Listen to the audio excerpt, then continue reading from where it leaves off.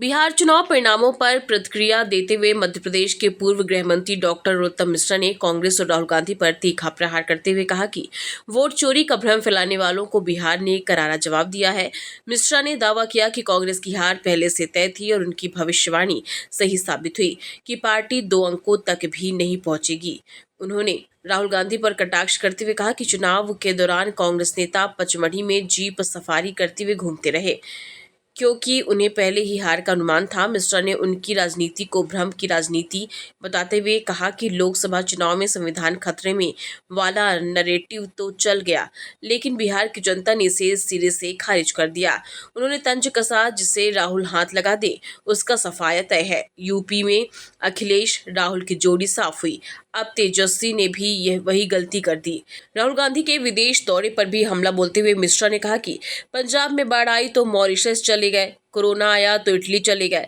देश की जनता सब देख रही है। राहुल गांधी चाहे पुष्प लगाएं या मछली पकड़े, जनता अब उनके भ्रम में आने वाली नहीं है। मैंने बताया ना कि 2025 मोदी जी संग नीति, 2025 आरजेडी फिनिश,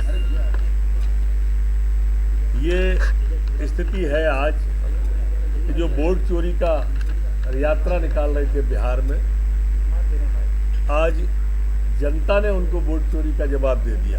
मेरी अगर पुरानी बाइट देखेंगे, जब मैं बिहार में था तो मैंने कहा था कि राहुल गांधी जी 2 अंक पर नहीं आ पाएंगे, और आप देख लो 2 अंक पर नहीं आ पाए, 10 सीटें भी नहीं आई। ये उनका है। और चुनाव के पहले ही पचमढ़ी में सैर करने आ गए, मतदान के पहले।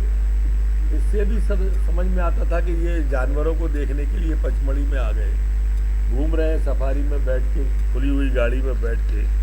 तो कहाँ से कुछ होगा, वो पहले ही भाप चुके थे कि अब बिहार में भी दाल गलने नहीं वाली है। काठ की हाड़ी एक ही बार चढ़ती है। लोकसभा में भ्रम की राजनीति कर ली, अब देश की जनता भ्रम में नहीं आने वाली राहुल गांधी जी से।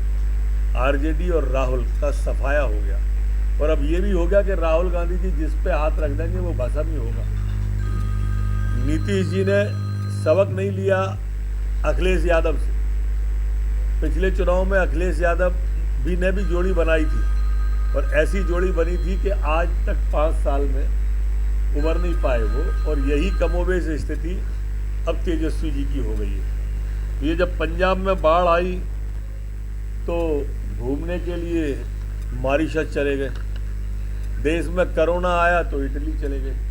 अब देश की जनता इन सब चीज़ों को देखती है, और इसलिए तेजस्वी जी ने जितने वादे किए, राहुल जी ने जितने वादे किए, कोई वादा स्वीकार नहीं हुआ। जनता ने सब वादों को रिजेक्ट किया। माननीय मोदी जी और नीतीश जी के नेतृत्व को स्वीकार किया, अंगीकार किया। और आप देखिए, बिहार के अंदर 3/4 बहुमत से सरकार बनाने हम जा रहे हैं।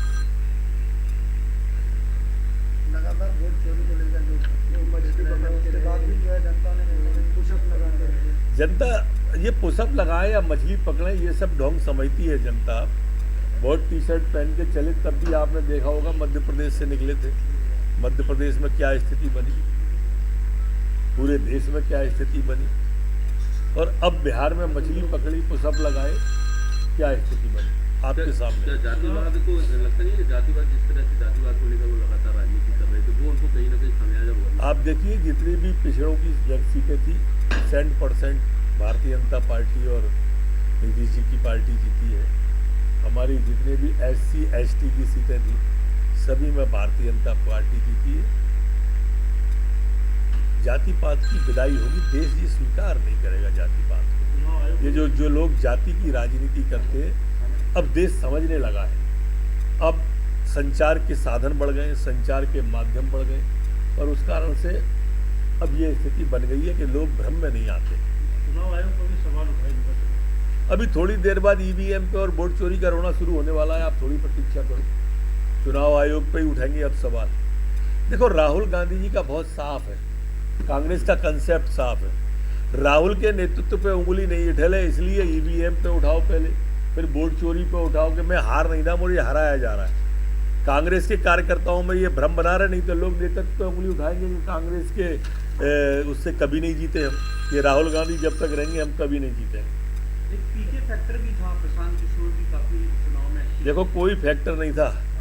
वहाँ सिर्फ मोदी जी का फैक्टर था, नीतीश जी का फैक्टर था। एनडीए बहुमत में आने के बाद मुख्यमंत्री कौन होगा बिहार का? ये संसदीय बोर्ड तय करेगा। मैं बहुत छोटा हूँ। भोपाल से आदित्य सराठी की रिपोर्ट।